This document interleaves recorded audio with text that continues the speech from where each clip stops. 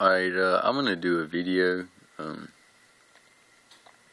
continuing, why I believe 2012 is the year.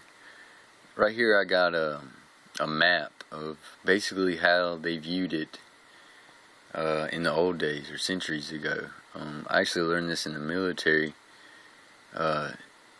Basically this is how they saw the north, south, and east and west. And you notice the north, we're going to concern in that. You wonder why they call it America the West. But the north, Russia and China, very important. What I'm about to read, this is prophecy. And I know it's hard to understand. A lot of people, how can you relate it to this? But if you know who the players are, it makes perfect sense.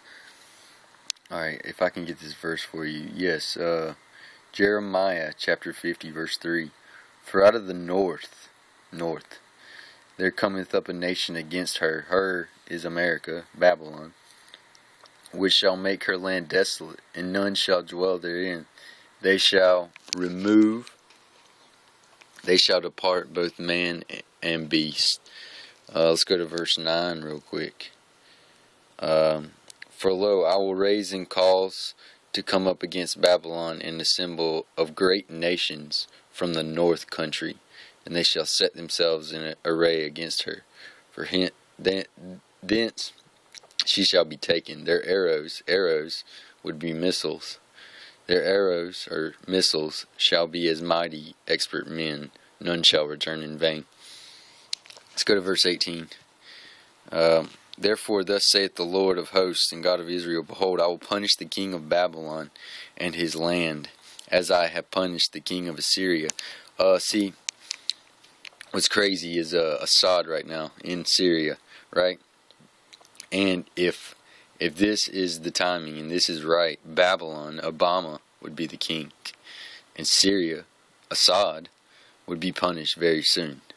So if I'm reading it correctly and I'm interpreting it correctly, I could be wrong, but what it's looking like here is Obama is going to be punished, and America is going to be punished right after Syria and Assad, when Damascus is destroyed.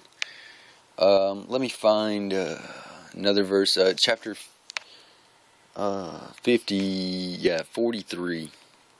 See if we can see that. The king of Babylon hath heard the report of them being Russia and China. Look at the terms that Russia and Obama and Vladimir Putin are on, and how they were when they had the meetings in Mexico. They weren't even they acted like they were enemies completely. Wouldn't even look in each other's eyes. I mean, it was, you could feel the tension just by the way they sat in the chairs. How they tried to move away from each other just sitting. And yeah, I finished the verse. And his hands waxed feebled, anguish took hold of him, and pangs as a woman of travail. Basically, Obama is sweating. He's scared. He was a little punk that they put in office to be the puppet, and he's got himself in a scary situation because now he's messing with big boys. I'm going to go to Jeremiah 51, verse 12. Set up the standard upon the walls of Babylon. Make the watch strong. Set up the watchmen. Prepare the ambush. It says, my bad. For the Lord hath both devised and done which he spake against the inhabitants of Babylon. O thou that dwellest upon many waters. Many waters, think about that. We are protected by water on both sides. Almost even our if you would call it, our south side too is protected by water. Just Canada would be the most part not. Abundant in treasures, thine end is come. We definitely have everything. In the measure of thy covetousness. I wanted to find this one more verse. Right here, 50:23. I skipped over it. It basically explains America. How is the hammer of the whole earth cut asunder and broken? How has Babylon become desolate? Oh, become a desolation among the nations.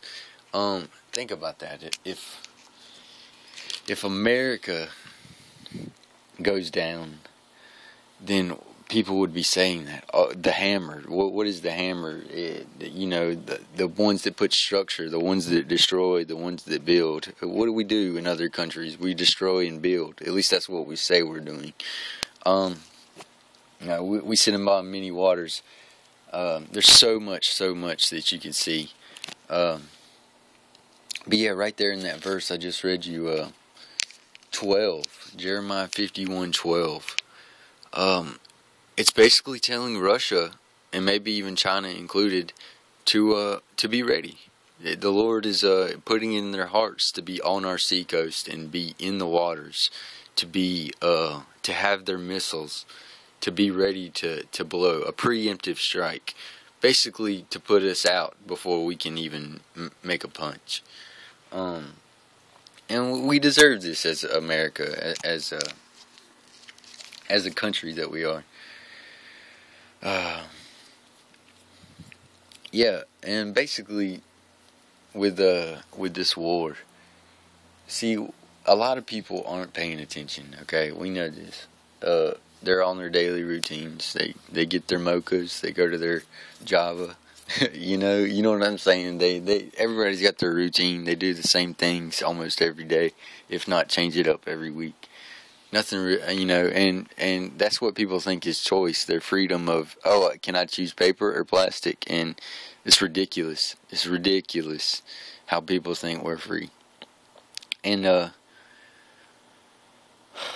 basically, back to like people just not paying attention. It's all right. Like, they'll wake up, but when the bombs are going off in their sleep and daylight breaks in, they've seen the whole destruction of America in a day, less than 24 hours, then they'll wake up. But at that point, I don't think they'll want to wake up. I think they'll still want to be asleep.